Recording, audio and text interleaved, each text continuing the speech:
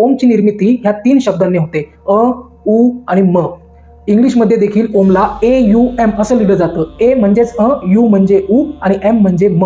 तर अ, उ, म यापासून बनतो ओम. हे 3 एकमात्र असे शब्द आहे की हे शब्द, हे स्वर उच्चार करण्यासाठी तुमची जीभ तुमच्या टाळूला स्पर्श करत नाही. तुम्ही करून बघा. टाळूच्या वेगवेगळ्या भागाला ज्यावेळेस तुमची जीभ स्पर्श करते त्याप्रमाणे वेगवेगळे शब्द फॉर्म होतात. परंतु अ, उ आणि म हे 3 शब्द असे आहे की ह्या शब्दांचा उच्चार करताना तुमची जीभ तुमच्या टाळूला स्पर्श करत नाही. याला नाद ब्रह्म असंही म्हटलं जातं. यालाच या सृष्टीचा, या ब्रह्मांडाचा आवाज असंही म्हटलं जातं. याला अनहत नाद असंही म्हटलं जातं. अनाहत नाद म्हणजे आहत न होता उत्पन्न होणारा ध्वनी, उत्पन्न होणारं कंपन म्हणजेच ओंकार.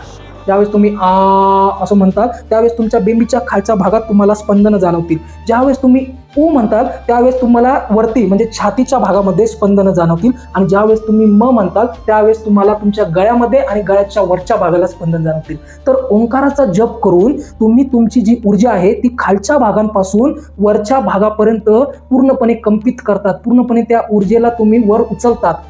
आचा उच्चार करताना तुम्हाला तुमचं तोंड हे पूर्णपणे ओपन करून, पूर्णपणे उघडून हवा बाहेर फेकत आ असं म्हणत राहायचं आहे. आणि हे आ म्हणत असतानाच तुम्हाला तुमचं तोंड हळुवारपणे अर्ध क्लोज करायचं आहे, अर्ध बंद करायचं आहे. ज्यावेळेस तुम्ही तुमचं तोंड अर्ध बंद करताल त्यावेळेस ह्या आचा उच्चार आपोआपच उ मध्ये परावर्तित होईल, आपोआपच आचं उ मध्ये रूपांतर होईल. आणि ज्यावेळेस तुमचं हे अर्ध तोंड तुम्ही पूर्णपणे बंद कराल त्यावेळेस आपोआपच त्यातून मचा उच्चार बाहेर पडेल. मी एकदा करून दाखवतो तुम्हाला. हे बघा, माझं तोंड मी पूर्णपणे ओपन करतोय आणि हवा बाहेर सोडत मी आ म्हणतोय. आ आ